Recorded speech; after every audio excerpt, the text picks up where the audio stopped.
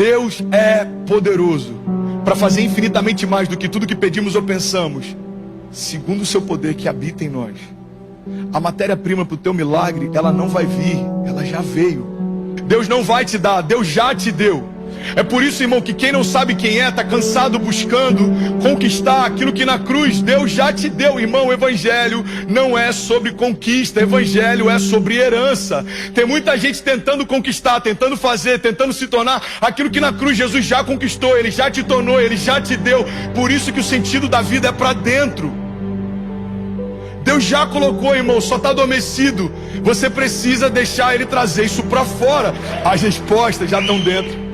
A identidade já está dentro. O desígnio já está dentro. Agora, sabe qual que é a loucura? A gente está fraco por fora porque a gente está fraco por dentro. A gente está em crise do lado de fora porque a gente está um caos do lado de dentro. Cara, isso é muito forte. A gente está com medo do lado de fora porque a gente ainda não foi ativado do lado de dentro. A gente está fraco do lado de fora porque na verdade estamos fracos do lado de dentro. Você percebe Paulo em cadeias, em cárceres, escrevendo cartas que hoje são as bases do Novo Testamento. Vai falar para Paulo que o problema era o que cercava ele. Paulo, irmão, está dentro de uma prisão cantando louvores, as portas se rompem. Paulo está dentro de uma masmorra, de uma prisão, escrevendo cartas que a gente lê e são a base do Novo Testamento até hoje. Paulo naufraga, chega numa ilha, picado por uma serpente, começa a curar pessoas. Não tinha tempo ruim para Paulo. Por quê? Porque os tempos eram favoráveis? Não, porque ele não era mais refém do tempo. Ele fala, agora eu considero viver é Cristo, morrer é lucro. Irmão, Paulo entendeu que o sentido da vida era para dentro. Havia um leão que despertou dentro de Paulo. Então não importa o que diziam sobre ele, o que pensavam sobre ele, o que faziam contra ele. Eu sei quem eu sou, eu sei o que eu posso e eu vou até o final, porque Deus disse que faria. A gente olha para fora o tempo inteiro, mas vamos ser sinceros, a gente quase nunca olha para dentro. Irmão, a minha geração está em crise porque investe mais em academias do que já investiu em toda a sua história em autoconhecimento. Investimos em estética muito mais do que investimos em essência. Pessoas lindas por fora, vazias por dentro. Por quê? Porque a gente gasta muito tempo olhando para fora e a gente quase nunca gasta tempo olhando para dentro. Tem muita gente achando que no próximo estado vai viver algo novo. O problema não é o estado que você está, não é o estado que você mora, o problema é o estado que você está. Não é a Flórida que vai mudar a tua história. Não é o calor da Flórida que vai te alegrar. Não é o frio do norte que vai te abater. Não é a prosperidade da Califórnia que vai te abençoar. É o estado que você está, irmão.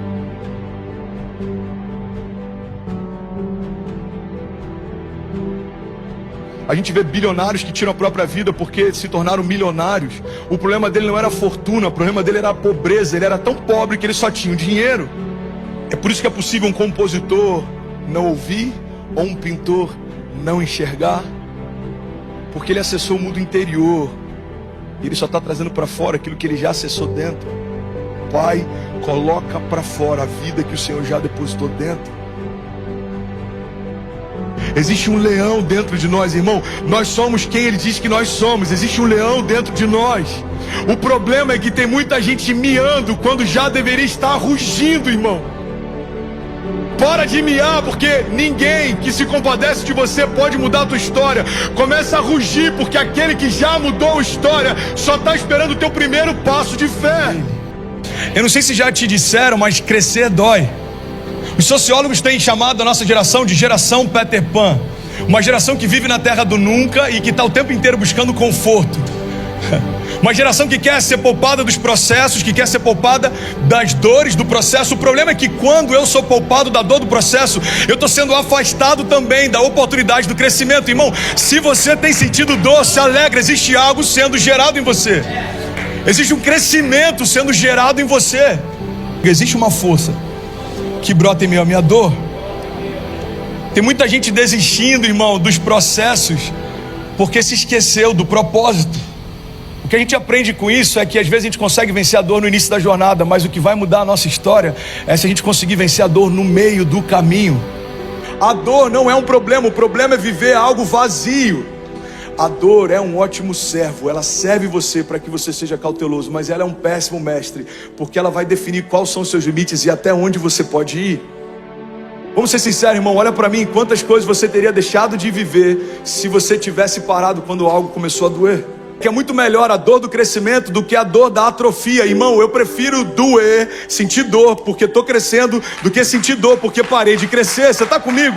Se a dor é quem começa a me liderar, eu só vou fazer aquilo que não dói. E aí eu não acesso a maturidade, porque eu preferi ficar numa zona de conforto. Vai doer o processo? Vai, então não quero. Vai doer o processo? Não, então eu não quero. O problema é que quando eu aborto o processo, eu aborto o milagre. Quando eu aborto o processo, eu aborto a promessa. A questão é se você vai deixar a dor parar você ou não. O que me sustenta no dia mau é uma visão e uma palavra. Visionários são homens que desenvolveram a capacidade de passear no tempo. Então eles foram no futuro, viram coisas e voltaram para o presente para contar o que viram. Todo visionário consegue ver além do seu tempo. Todo visionário tem uma visão que vai além das suas circunstâncias. Todo visionário consegue ver além da sua dor. Porque tinha dor na construção da arca, mas existia uma visão que fazia com que Noé não parasse. Tinha dor durante a jornada de Pedro, em meio a cativeiros e prisões, mas existia uma visão que fazia com que ele suportasse a sua dor. Você está num trabalho que você não faz o que você gostaria de fazer, você não está descansando como você gostaria de descansar, mas quando você lembra da sua família, você continua fazendo o que tem que ser feito. Porque a visão da sua família e do propósito pelo qual você faz o que faz é o que sustenta você no meio do processo. Irmão, se eu me esquecer da visão que Deus me deu para fazer o que eu faço, no primeiro combate, no primeiro conflito, eu paro de fazer o que eu estou fazendo. Eu entendo que o meu problema não é sentir dor no meio da jornada. O meu problema é gastar a única vida que eu tenho para não construir nada que vai falar comigo na eternidade. Você foi criado para criar algo eterno. E é por isso que se você gastar toda a sua vida com coisas que só terminam em você, você pode ter sucesso segundo os critérios dos homens, mas você vai se sentir vazio dentro de si. Por que tem gente que alcança o sucesso profissional e ainda assim se sente vazio? Porque não existe nada pior do que um sucesso completamente vazio de propósito. Então a gente tem que entender que se a minha natureza é criada para a eternidade, a única coisa que preenche ela são frutos que eles vão ser gerados para a eternidade. Você foi gerado para a eternidade. Você deve conhecer centenas de pessoas que tiveram sucesso aos olhos dos homens, mas ainda assim são vazios de Deus. Porque não tem nada pior do que um sucesso sem propósito. A gente precisa entender que a vergonha de ontem vai se transformar no milagre de hoje. Então uma vergonha familiar pode transformar você num canal de cura para famílias. Uma vergonha financeira, uma quebra, uma falência pode transformar você num canal de vida para ministrar sobre provisão. É que em todo o processo da nossa jornada de fé vai existir dor, mas existe uma força que brota dessa dor. Você está comigo? Diga amém. Deus dá uma direção para Noé e ele fala: filho, prepara uma arca. Quando Deus pede para Noé fazer isso, não existia chuva ainda. Então Deus está dando uma direção para que Noé faça algo que não faz sentido, num tempo que não faz sentido. Você está comigo? Você pegou? Então Noé começa a construir o que Deus falou. Noé começa a construir uma arca. E ele passa 1 década, 2 décadas, 3 décadas. Noé está lá, confiante na única palavra que ele recebeu. Ele está construindo a arca. Até que chega um tempo em que a chuva começa a cair. E Deus fala: olha, agora você vai para dentro da arca, fecha as janelas, fecha todas as portas de acesso, para que ninguém entre. Irmão, do lado de fora da arca estavam todos aqueles que caçoavam de Noé, enquanto ele construía a sua base de proteção. Irmão, Noé parecia estúpido, até que as primeiras gotas de chuva caíram. Pega essa chave. Não dá para começar a construir a arca depois que as primeiras gotas de chuva começaram a cair. Tem muita gente parando no meio do caminho porque Deus já te disse o que fazer, mas você só quer fazer quando a crise chegar. Tem muita gente parando no meio do caminho, porque quando as gotas começam a cair, fala: é verdade, a crise está vindo, eu preciso construir uma arca. Deixa eu te falar, irmão, não dá mais tempo. Toda palavra que Deus te deu, Ele está antecipando uma crise que ainda está por vir.